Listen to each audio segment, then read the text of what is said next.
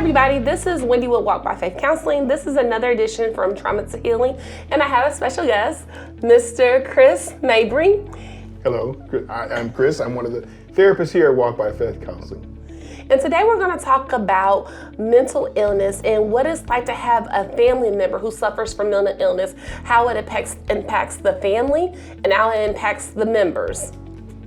Yeah, so I can personally talk about that because I had, and I think most of us have, someone in our family who has mental illness and the traumatic effects that it can have on the family, because it just doesn't affect the person, it affects everyone who's in the family. And I had a perfect example of that and personal example of that. My brother suffered with mental illness, and some of the things that he suffered with was just, again, sometimes it was if he wasn't taking his medicine or the lashing out, those kinds of behaviors, and then the impact that it affected each one of us when these behaviors would occur.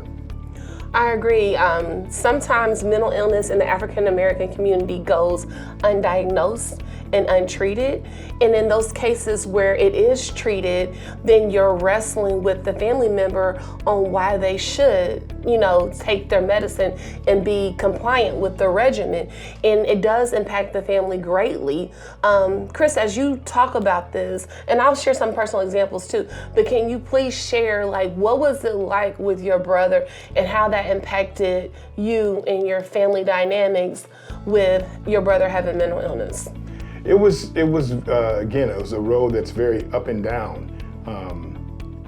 Sometimes he would be angry, sometimes he'd be happy, and it was just hard to gauge how to interact with him when he was, in these periods of struggling with his mental illness. And so we as a family had to, again, I think the important thing is that the family's able to pivot, recognize that there is an issue, and that you're able to pivot when these behaviors occur. And I think the hardest part was when he wasn't taking his medicine and he felt he was healed.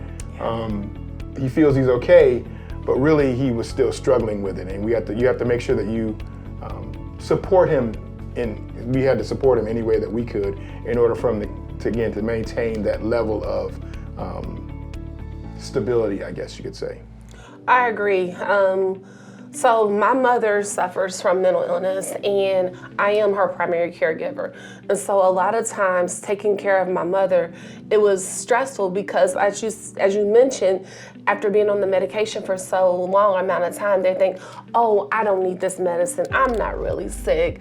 And so they'll go off the medicine, or they'll start cheeking or skipping dosages, and they don't realize that their life functioning is going downhill.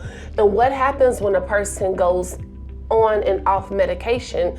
Let's say if their peak functioning was at a 10 with the medicine, they were at a 10 being the best, and they seem normal for them, right? But when they go off the meds and then they have to start the regimen again, their peak functioning is no longer at a 10. Their peak functioning may now be at an 8. So they never get back to that original 10. And when people are on or off medicines, they don't realize that their quality of life and their functioning is decreasing. So it's very important not just to apply to medication management, but it's also important to get therapy. Talk about some of these issues. Let's process it. And it's also very important to include God. Include God in the process. I know a God who can heal the mind. I know a God that makes ways out of no way. I know I have testimonies that I've heard. I have testimonies of my own where God stepped in and intervened. And so it's important, even if you are struggling with mental health, whether you are struggling personally or whether you are a family member that's trying to cope with someone that has mental illness, which can be very hard, don't forget God in the process. We'll run and we'll get these pills, we'll run and get therapy, but I'm an advocate. Some things only God can do. Some things only God can do, but you have to invite him into the situation. If you'd like to contact us about some things that have been going on personally in your family, please feel free to contact us at Walk by Faith Counseling, 317-300-4181.